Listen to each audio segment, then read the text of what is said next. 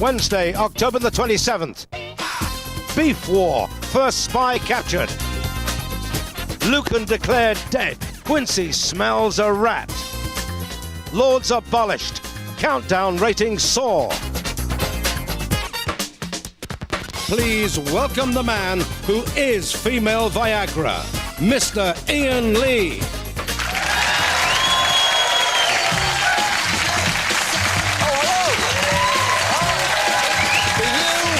This is for you, and not for you.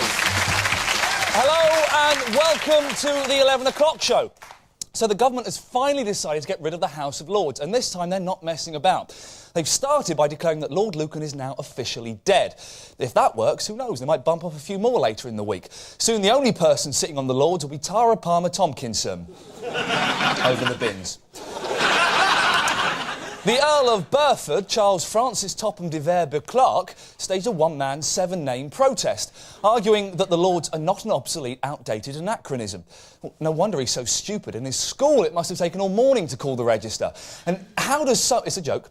It's up to you if you laugh or not. And how does someone called Charles Francis Topham de Vere-Beauclerk try to prove the Lords are not an outdated anachronism? He jumps on the woolsack and shouts, "No Queen, no sovereignty, no freedom. Stand up for Queen and country, vote this treason down." He may as well have said, "Forsooth my liege, which thou voteth this way," and then scarpered on a horse. You're 34 years old, you inbred chinless twat. Get a life. Get a life and speak English. It's called progress, and progress is the same reason we don't have scurvy or jousting or MC Hammer anymore. Getting the Lords out of the Houses of Parliament will save the taxpayer lots of money. They can scrap the Zimmer frames, they won't have to have the central heating on full all year round, and most importantly, this country will no longer have to suffer the indignity of a second chamber that smells of piss. And now, please welcome a right honourable lady, the peerless Daisy Donovan.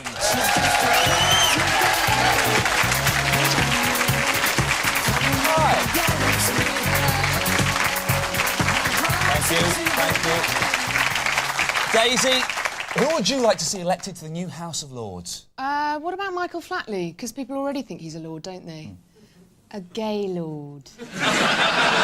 I think you mean Lord of the Dance there. Daisy, why don't you calm down and tell us what's coming up in tonight's show? Tonight we'll be finding out whether Ian managed to stay awake at the Liberal Democrat Party conference. You are really, really boring. You're the most boring rubbish party in the whole country. You're so rubbish and shit, you couldn't even run a country. You haven't got a clue what you're doing. You're rubbish. How would you react to people like that? And we'll be meeting Linda Blair, the woman who at the age of 12 said this. Your mother sucks cocks in hell, Paris. You know, I think I used to go out with her. I don't know. It wouldn't surprise me. Now, time for the headlines. British farmers continue to sell British meat, claiming that it makes you look younger. And a boycott against the French seems likely. According to The Sun, it's the only language they understand. Well, except French.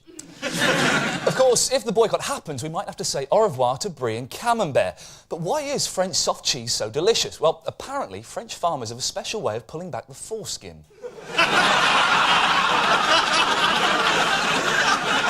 A boycott must have public support. Here, one shrewd member of the public explains why it will never work. Oh, yeah, we'll have some of the French wine, that's all right, because England can't make French wine, can it?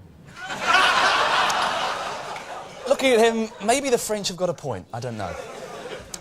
Hereditary peerages have been abolished. One lord denied the Prime Minister's claims that they are out of touch and challenged Mr Chamberlain to tell him that to his face. Although the Lords will be abolished, 12 will be allowed to remain until Christmas for the purpose of a leap-in. Avid news watchers in the South East have expressed concern over subliminal gay messages used in their local broadcasts. Michael Portillo ran the gauntlet of the group outrage as he attempted to slip into the back entrance of Chelsea Town Hall before the selection. Aside from Labour and the Liberal Democrats, Mr Portillo now has to beat off a fellow former MP, a local councillor and a Basildon councillor when Conservatives choose their candidate next week. Sean Lane News from South East Chelsea.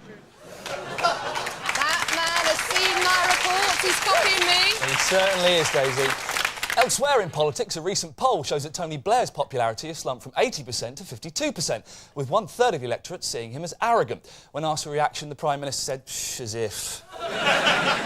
Lord Lucan has been declared officially dead and his estate valued at £14,000.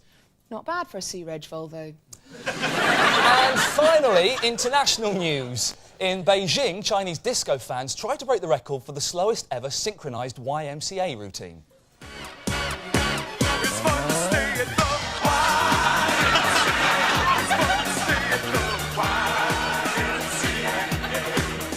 And those are today's headlines.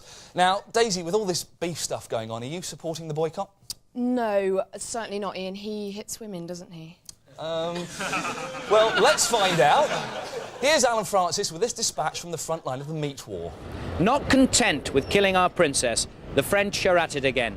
After yesterday's action by French farmers at Calais, the unofficial trade war has been stepped up as Britain's National Farmers Union launched their campaign to buy British. In their report released today, they advocate clear branding for British products, while they advise non-British goods should be marked with this symbol. The NFU initiative appeals to British shoppers who are being told that cutting out on continental cuisine doesn't mean missing out on the finer things in life. They suggest these British alternatives. Instead of French crepe, why not try Finder's crispy pancakes? Instead of French champagne, go for the tangy fizz of Tennant's Super. Instead of a French croissant and coffee in the morning, why not start the day with the all-day breakfast in a can? Instead of French beef fed on human sewage, why not try English beef fed on the diseased brains of sheep? But how are British shoppers responding to the NFU initiative? Would you consider boycotting French produce? Yes, I would. Or would you boycott French mustard? Oh no, my boy likes that, so I'd buy that. And the apples are very nice, I'd buy them. French fries? French fries too. No. French fries are not French. Common sense skinhead William Hague wasted no time in berating the government's refusal to ban French meat products. I think they should ban products which may have been contaminated with sewage and other forms of waste. I don't think you need a lot of scientific advice to tell you that. I think that is just common sense. Mr Hague went on to point out that everything was Labour's fault, and that 15 years of a Tory government force-feeding cows the diseased body parts of their own relatives was in no way wrong. So, while the two governments argue about the legal details, the message from the NFU is clear. If you must buy dubious meat, buy British. This is Alan Francis for the 11 o'clock show, Central London. Coming up in part 2, our special guest, star of The Exorcist, is Linda Blair. The French and us British share an alphabet, but we of course use it better. In order to prove our linguistic superiority, we asked Ricky Gervais to come up with an A to Z of news. Today's letter, Ian, is G. Great Britain, Germans. Global warming, that's when the weather's brilliant. Mild winters, excellent. Oh, the polar ice caps are melt. Whole countries will be flooded. Not England. Mend the ozone layer, says Bono. Yeah, if the Africans paid us back what they owe us, I might take a look at it. Guevara, Che, one of the most important icons of the 20th century, on every student wall. She's the bird scratching her arse playing tennis. Greenwich Mean Time, that's the time that it actually is in the world. Gualtieri, the bloke who tried to take the Falklands, my favourite war. I'll tell you why. It was a range war. See, our guns could fire 15 kilometres, theirs could fire about 10. So we just parked about 12 kilometres offshore. Theirs are going into the ocean, and we're shelling the shit out of them. It's the war equivalent of holding a midget by the head at arm's length. He's flailing, and you're just kicking him in the bollock. Geneva, peace talks. Gervais, out.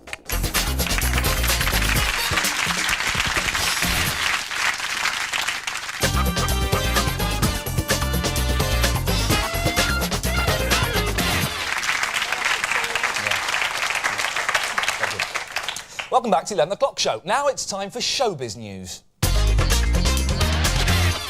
At last night's TV Awards, Thora Hird, the tit interest in Last of the Summer Wine, stunned viewers when she leapt to... stunned viewers when she leapt to her feet and rushed to the stage to get her gong.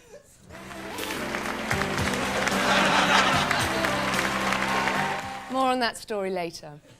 Michael Barrymore picked up the big award of the evening for special recognition. He was specially recognised for being a lanky drunk bender.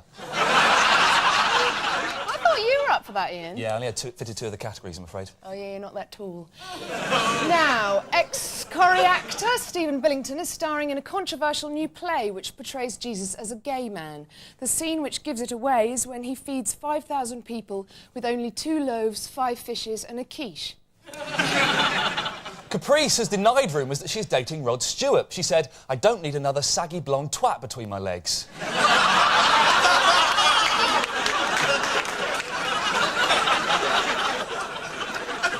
Time now to see how the old force's sweetheart Thora Hird is getting on. There she goes. There's never a stand and stare left around when you need one. And that was today's showbiz news. The Exorcist is released on video this week. Here's the star of that movie. Please welcome Linda Blair.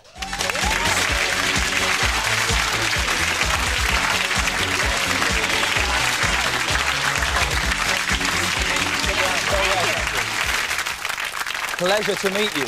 Now, The Exorcist was made in 1973. It's been called the horror movie of the century. Obviously, not now since the Blair Witch Project came out.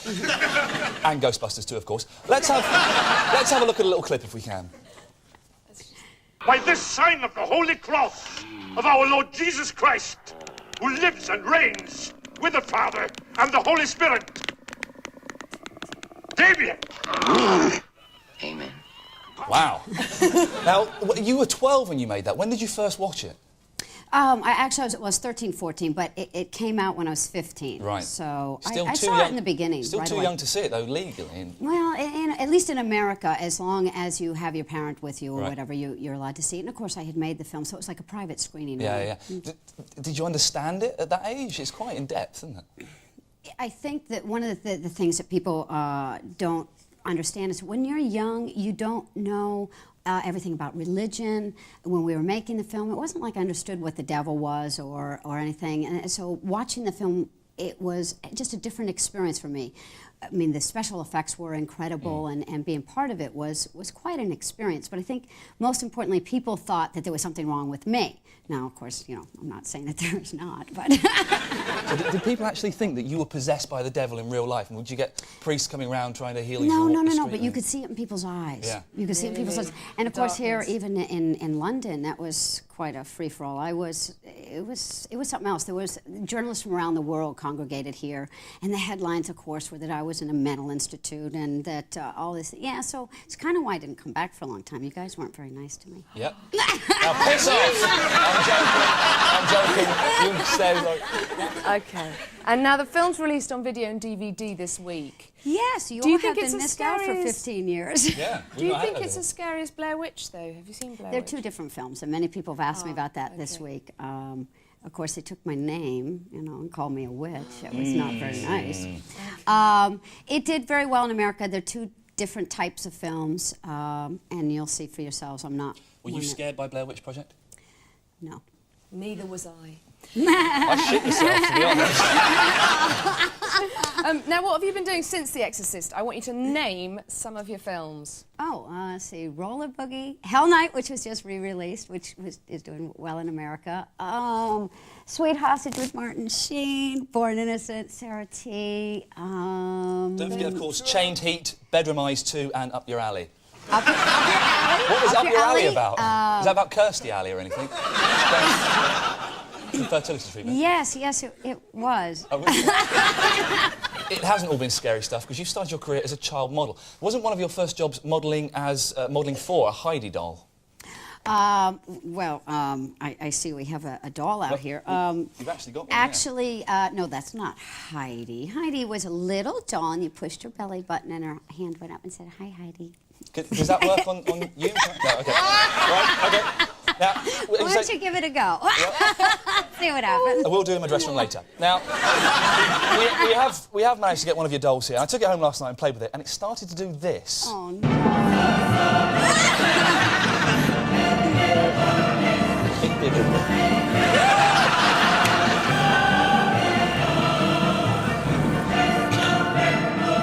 That's very good. Actually, that not was as very good good. as we thought it would be. Ladies and gentlemen, thank you very much. Linda Blair, thanks very much.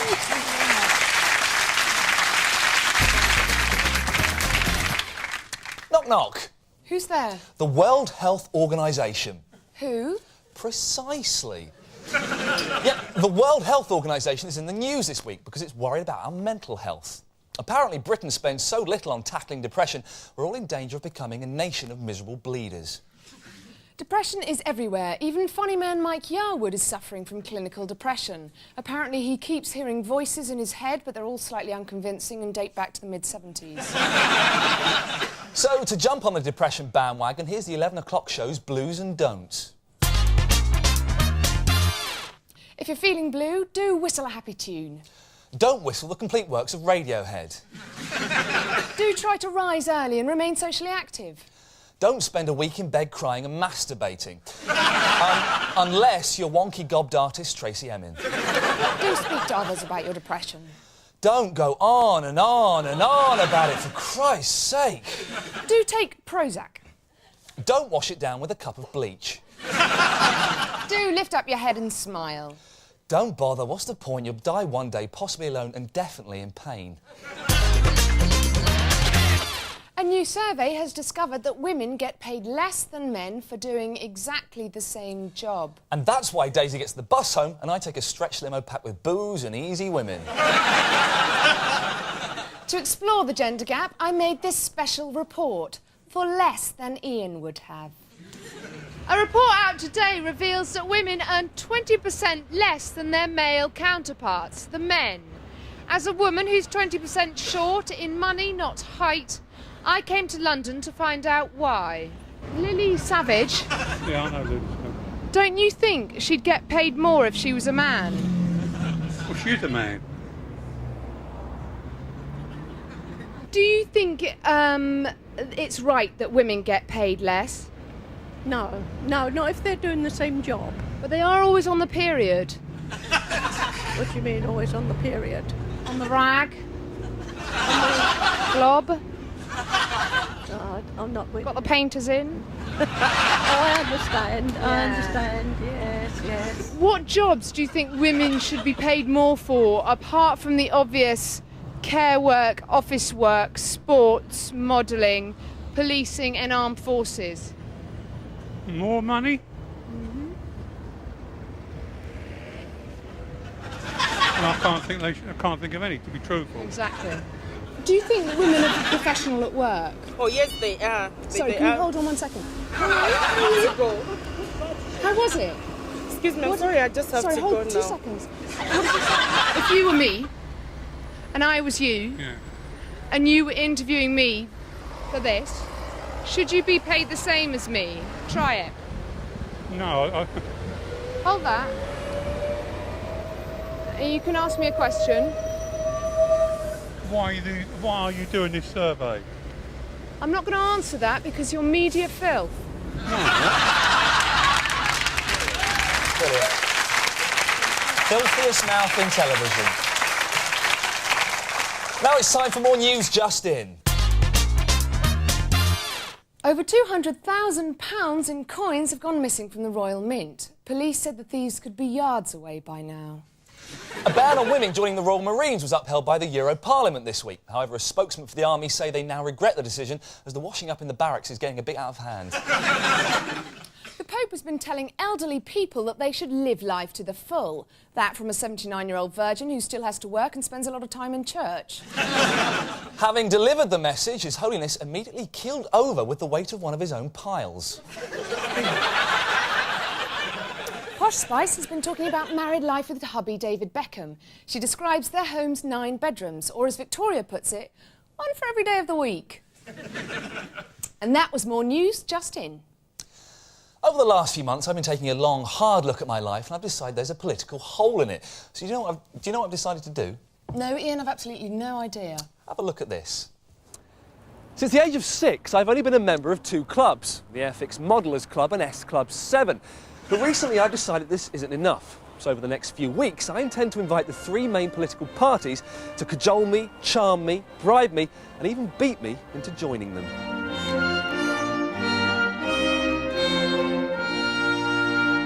The first stop on my political odyssey has brought me to Harrogate, miles away, to find out the truth behind the mysterious Lib Dems.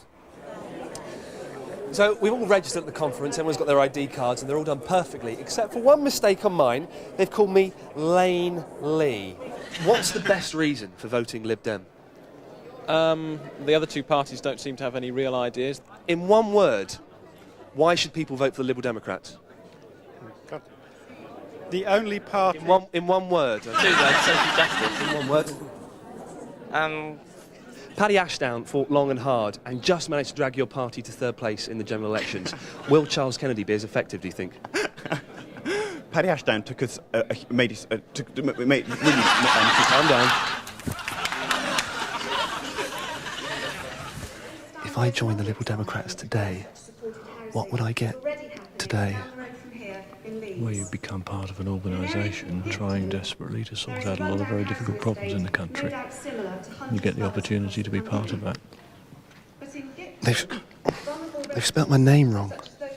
Well, I've met the crazy old guard, but the future of any party lies in its youth. I thought I'd try and catch a glimpse of that future at the Lib Dem Youth and Student Disco at Jimmy's nightclub. All right then, thank you. Right, it's now just after 8 o'clock. That was Polly from the Liberal Democrat Youth and Student Group. And apparently I'm no longer invited to their rubbish disco at Jimmy's. But hopefully this won't influence my decision on which party I go for. Although they did spell my fucking name wrong, didn't they? A lot of people say, Liberal Democrats, you are really, really boring. You're the most boring rubbish party in the whole country. You're so rubbish and shit, you couldn't even run a country. You haven't got a clue what you're doing. You're rubbish. How would you react to people like that? Well, to the charge that we're boring, you should have seen us party last night. Where was this party? At Jimmy's nightclub. Oh, yeah, what happened at Jimmy's nightclub? We were going to go to that. Yeah. You could have if you'd got a ticket. Yeah, we got tickets. Ah, why didn't you go then? They wouldn't let us go. Next time you see them, would you just tell them I'm not very happy? Just let them know. I might do, if I know Okay. your name. Can I see your name? Yeah. Then... Well, this is another issue I'd like to raise with you, Alex, actually. I'm glad you brought that up. So this has been the first leg of my political rebirth, the Lib Dem Conference 99. What have I learned? Well, the party members seem very proud on their open attitude towards discussing party policies. But is this a case of too many cooks, I ask myself? Also, if the youth really are the future of British politics, I think it's about time they learned some manners. And finally, and most importantly, when are the Lib Dems going to learn to spell my fucking name right? This has been Lane Lee for the 11 o'clock show, Harrogate.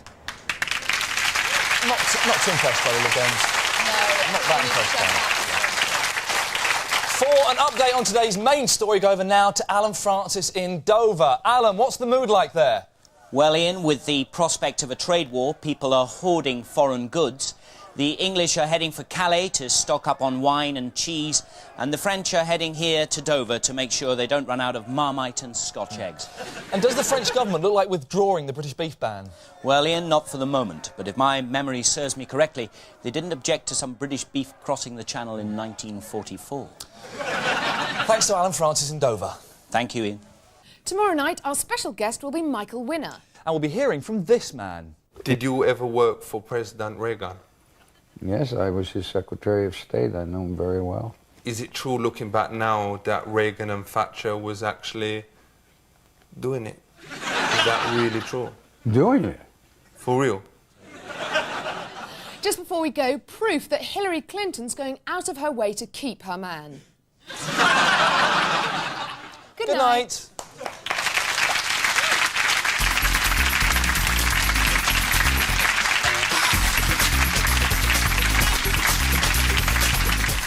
And tomorrow, our alternative news chums will be here at 11:05.